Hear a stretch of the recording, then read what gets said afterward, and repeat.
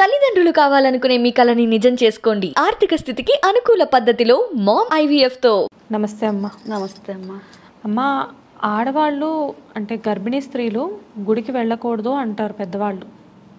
అలాగే కొబ్బరికాయ కూడా కొట్టకూడదు అంటారు. ఎందుకు? అది నిజమేనా? ఎందుకంటే మన పెద్దవాళ్ళు చాలా ఆలోచించి పెడతారమ్మా ఏది పెట్టినా కూడా. చూడండి, గర్భిణీ స్త్రీలు అంటే 3 నెలల వరకు లేత నెలలు కదా, చాలా జాగ్రత్తగా ఉండాలి. అంటే లోపల ఉన్నటువంటి పిండం కొంచెం గట్టిపడే వరకు చాలా జాగ్రత్తగా ఉండండి అని చెప్తారు. 3వ నెల వరకు. అవును. ఎప్పుడైతే ఆ దొంగ చలిమిడి పెట్టి పుట్టింట్లో నిద్ర చేయించి మళ్ళీ అత్తగారింటికి పంపిస్తారో అప్పుడు కొంచెం గట్టిపడుతుంది. మళ్ళీ కొంతమంది ఇళ్లలో 5వ నెలలో, కొంతమంది 7వ నెలలో, కొంతమంది 9వ నెలలో శ్రీమంతం చేసి మళ్ళీ పుట్టింటికి తీసుకొని వెళ్తారు కదా. అంటే మరలా ఏంటి, నిండు గర్భిణీగా ఉన్నప్పుడు చాలా జాగ్రత్తగా ఉండాలి అని ఈ నియమాలను పెట్టారు.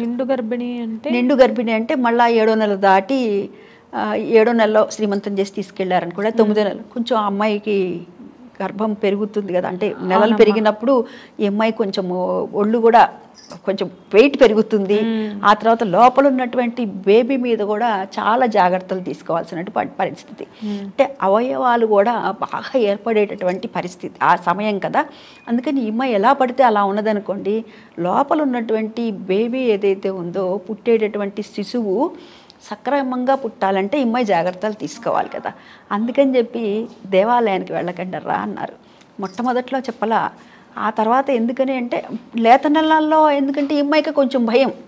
వెళ్తే అమ్మో లోపల ఉన్న నా బిడ్డ ఏమవుతుందో, కొంచెం మనం జాగ్రత్తగా ఉండాలి అని చాలా జాగ్రత్తలు తీసుకుంటూనే ఉంటుంది. ఇంకా పెద్దవాళ్ళు వెనక నుంచి చెప్తూనే ఉంటారు, అమ్మాయి ఇలా ఉండు అలా ఉండు అని చెప్తూ ఉంటారు. తర్వాత మధ్యలో అమ్మాయి కాసేపు వెళ్తే ఏమవుతుంది అనుకుంటుంది. ఉదాహరణకి తిరుమలకి వెళ్ళాలనుకుందాం. అంటే ఈ దేవాలయాలన్నీ కూడాను ఇప్పుడైతే మనకి వీధికి 10 వచ్చే దేవాలయాలు.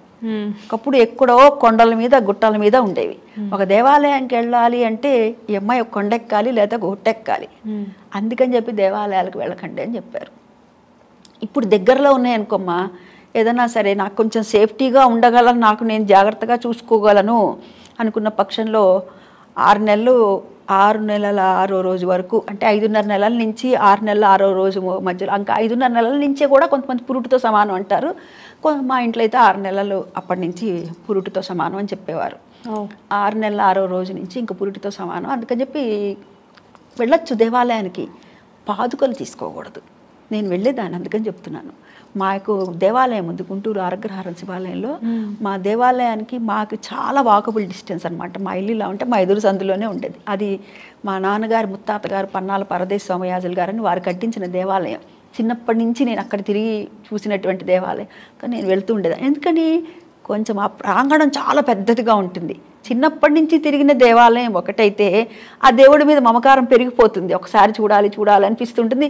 అందులో చిన్నతనంలో మాకేంటంటే ఆ గుడికి వెళ్ళొస్తే కానీ పాలు కూడా ఇచ్చేవాళ్ళు కాదు. అట్లా అలవాటు చేయటం కోసం మొట్టమొదట అది అలవాటైపోయి 6 గంటలకల్లా ఇంట్లో స్నానం చేసేసి ఆ దేవాలయం తీసే టైం కల్లా ప్రదక్షిణ చేసి రెడీగా ఉండేదాన్ని. అట్లా వెళ్ళేవాళ్ళం. అలాంటప్పుడు మరి అనిపిస్తుంది కదా వెళ్దామని ఒకటి.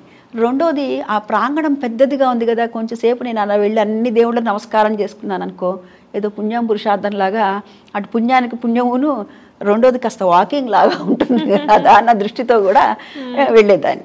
వెళ్ళి ప్రదక్షిణలు చేసి నమస్కారం చేసుకొని వచ్చేదాన్ని. ద్వాదశి రోజు మా అమ్మాయి పుడితే దశమి రోజు కూడా నేను గుడికి వెళ్ళాను. ఆ రోజు కూడా వెళ్ళాను. మా తాతయ్య గారు ఆంజనేయ స్వామి దగ్గర నీకు ఇంకా మరి డెలివరీ డేట్ ఇచ్చారు కదా, పూజ చేస్తున్నాను రా అంటే వెళ్ళి అక్కడ తీర్థం ప్రసాదం తీసుకుందాం అని వెళ్ళాను. పాదుకలు తీసుకోకూడదు. అది పాదుకలు అంటే ఏంటమ్మా? శటగోపురం అంటారు కదా, శటగోపురం అంటారు కదా, అవి తీసుకోకూడదు.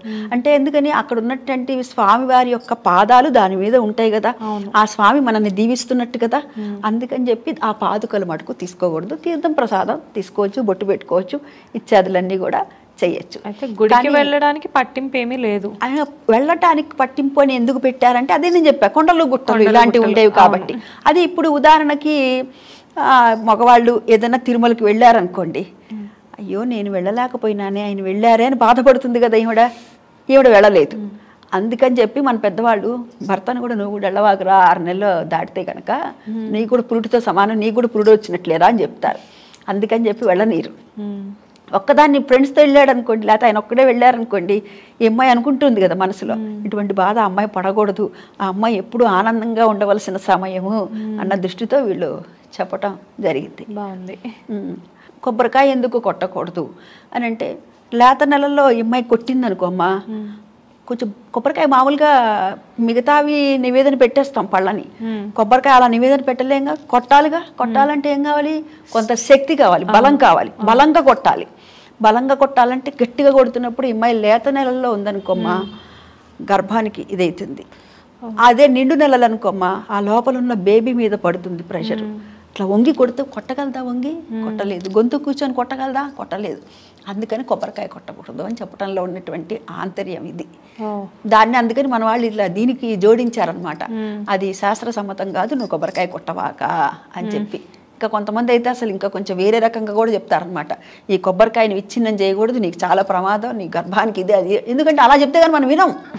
అందుకని మనల్ని ఇలా మోటివేట్ చేయడం కోసం అని మన పెద్దవాళ్ళు చాలా పెద్దవాళ్ళు జాగ్రత్త కోసం మనకి ఎన్నో ఇచ్చారమ్మా. కానీ మనం అన్ని దాన్ని ఏమనుకుంటున్నాం చూడండి, వాళ్ళంతా చాదస్తులు. వాళ్ళు కాదు చాదస్తులు, ఛాందస్సులు కాదు వాళ్ళు. మనం వినక మనం చాదస్తంగా మగిలిపోయాం. నా దృష్టిలో అయితే నేను ఇలాగా అనుకుంటాను. మనం వింటామా, మనం ముందుకు వెడతాము. వినకపోతే ఎవరికి నష్టం? మనకే కదమ్మా, మనకే నష్టం కదా. వాళ్ళు కొన్ని నియమాలను పెట్టారు, ఈ సమయంలో ఈ విధంగా ఉండండి, ఈ సమయంలో ఈ విధంగా ఉండండి అని ఆలోచించి పెట్టినటువంటిదే ఇదంతా కూడా. నమస్తే అమ్మా.